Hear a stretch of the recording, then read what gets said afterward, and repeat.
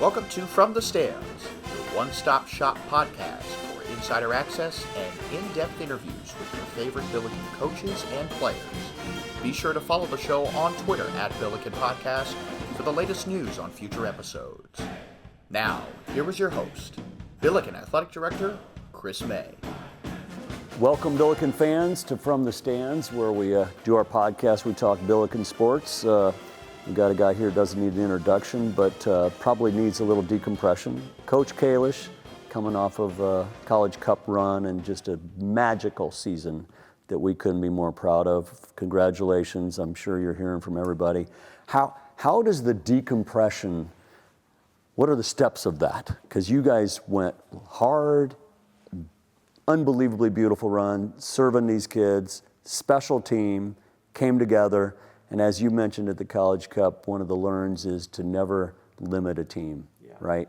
So as you go through this, where's your head? How do you serve these kids at this moment? Yeah, it was obviously it was a magical run, and I'm very proud of the team and what they accomplished. I think really it was a short time frame from obviously when we got back to the semester ending, and then obviously we want to have individual meetings with each and every player to kind of more focus on what's next for each individual guy. So over the last couple of days, really just spending a lot of time with each individual player on what they're reflecting on the season, obviously, and but just really drilling down deeper into terms of where they're at in terms of their development, their individual development within the program, and kind of what's next for them. How do you do that process while at the same time getting time to celebrate?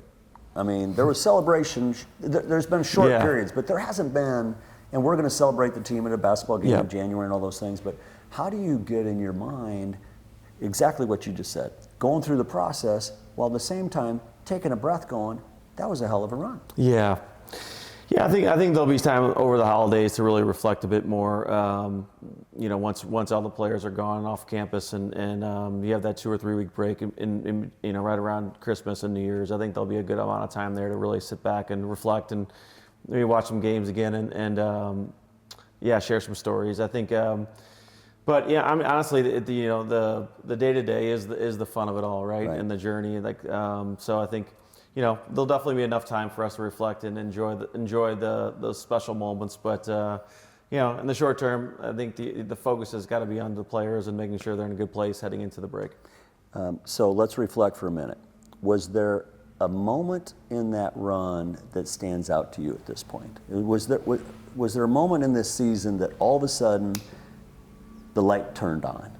That all of a sudden they started playing at a different, because the pace changed somewhere in that October from up in the stands where I said it seemed like all of a sudden things just started coming together. Was there a moment for you that happened? I think we for me it was more just we subtly built momentum each and every game. I don't think there was any one drastic game that I would say it was like a light bulb went off. I think it was just I thought that like the Loyola game away when we had to play a man down for 70 minutes, and then we were able to get not only come back after conceding right before halftime, but come back and get a late equalizer and really kind of, I felt like, control that match in the second half down. I thought that was a really big moment for the group. I think to go through conference undefeated is really challenging, and I thought you can't have any slip-ups, and you really got to make sure that you have enough guys that are engaged and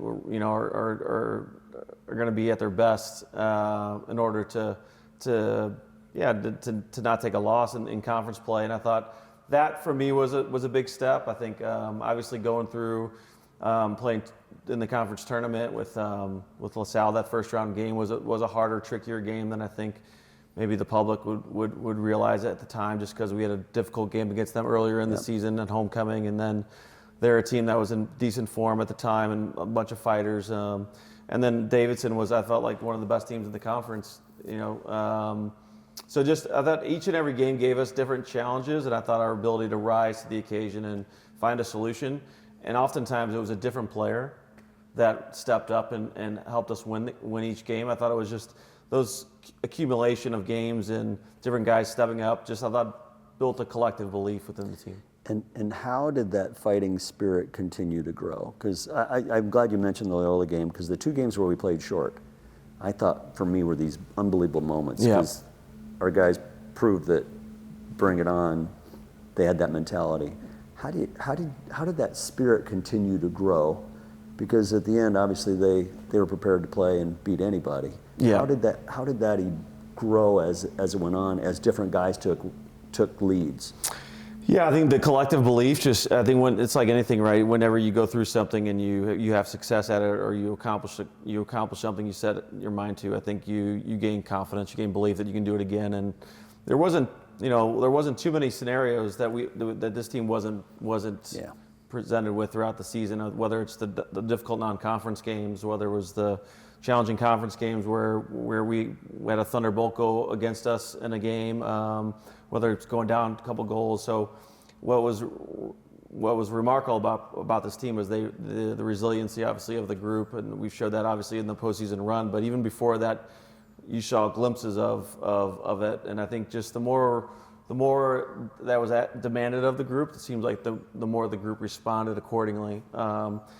That's not always the case with every season, with every team, but for this team, very much they definitely all came together collectively as a group and rose to the occasion each and every time there was a challenge or a problem or the game demanded something of them. So I thought it was a slow.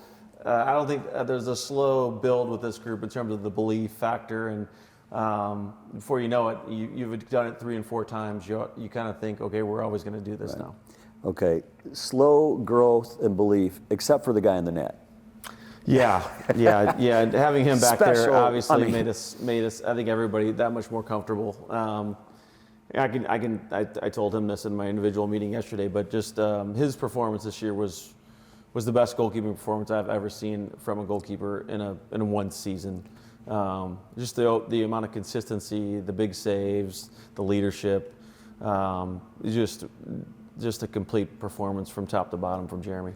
And the play, the water bottle over the net, is that a played call by the coach, or that just evolves from Jeremy? That's just Jeremy being Jeremy. I think, as we would say, you have to have a big personality to win in big moments, and I think and there's no bigger moment than a penalty shootout for a goalkeeper. So, him having a big personality and really taking control of that scenario is I think part of the reasons why we were so successful. Well, incredible.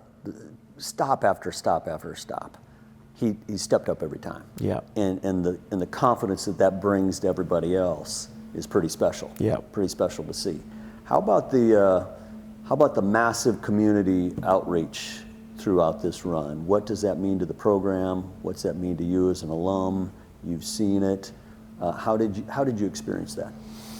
Yeah, that was, I think probably the most gratifying, outside of the players' smiles and the experiences that, to see all their hard work kind of come to fruition and get rewarded for the players' perspective. I think the second biggest reward for our staff is just seeing the impact it makes on the community. Not only the random, the random moments where you get stopped in a grocery store to seeing, all the different watch parties and a lot of younger players that are crying after the last loss. And, those are things that you probably don't grasp during the run of how much of an impact these young men have had on the greater St. Louis community. And we represent St. Louis, and obviously at St. Louis University, we're very proud of representing this community. So, hopefully, we displayed the character traits that I think this community really believes in and thrives on, and I think the guys did a great job of that. So when you look at the team, not long ago we were in the 8, lost a tough one up in Seattle. Now we've been there. As you look at the growth, how do you put your head around that, knowing that this program is continuing to grow and you've got a young team? You've got a young team coming back. You've got a lot of really talented, gifted young people. How do you put all that in perspective at this moment when you're locking in, helping kids, getting ready, they're done with finals, they're going home, all this stuff. They'll come back in January, get back to class, but when you really look at it, the growth has been pretty significant, pretty fast. Yeah.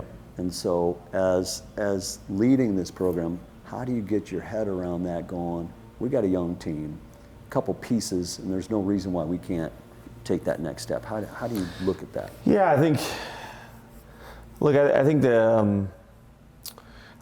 with all of us as a staff, I think it's the interesting thing is, as a staff, there's not much we have done differently from this year's team to our 21 team, to even our 23 team that didn't make it. I think it's about having the rigor and discipline and trusting the process and really going through it, just with the same effort and I would say intention to try to bring the best out of a group, right? Every season is so different, and it's like a new. I was reading an article today about the Blues, and Yep. They're going through a rough patch right now, and Coach Montgomery's. I think it was said you sometimes make the mistake of assuming that last year's success is going to lead into next year's Right. success, and every year is just so different. And so I think we have to just really, in our reflection, I think there's a great learning moment. I think for the players to understand how much culture can influence wins and losses, and like having a team that's fully aligned and pulling in the same direction does have a massive impact on how far you can make a run. And so I think there is a realization, I would say, with certain guys that a collective group can do great things, and they show themselves that they can. So I think, and that we can win a national championship, like we can get to that level and have sustainable success. So I think it was an affirmation of the work we've put in. It can lead to great things, but you gotta keep doing it and see where things play out. And then take a little luck along the way. Yeah, 100%. Right. There's just so many things that can go right or wrong within a game, and a moment or two goes for you, a moment or two goes against you, and it can swing a result, and doesn't make the players any worse or the coaching staff any better. Right. It's just the nature of sport. Any last thoughts before we really kick into? We'll get through the holidays and then we'll celebrate big time in January. But any final thoughts you want to share with the Billiken Nation here as we wrap up for today? I would just say thanks to Dr. Fazer and obviously you, Chris, and Jan, and everyone involved in the Billiken community. That it takes in order to do great things, you really do have to have an organization that's fully aligned, that's fully going in the same direction, and it's not any one thing that makes the difference. It's accumulation of a lot of people and a lot of things. So on behalf of my staff and the team, just very much a big thank you and Merry Christmas. Hey, we couldn't be more proud, and all of Billiken Nation. What was so fun to see them rallying around this team, and it brought great energy to this program, as Josh will tell you. It brought energy to the basketball team. It brought energy into this building. Yeah. And that's what I couldn't be more proud. So great job, congratulations. Thank you. We will do this again. We'll get through the holidays. Happy holidays, everybody, and then we'll celebrate in earnest. Sounds good. All right, Billiken fans, until we do it again, roll Bills.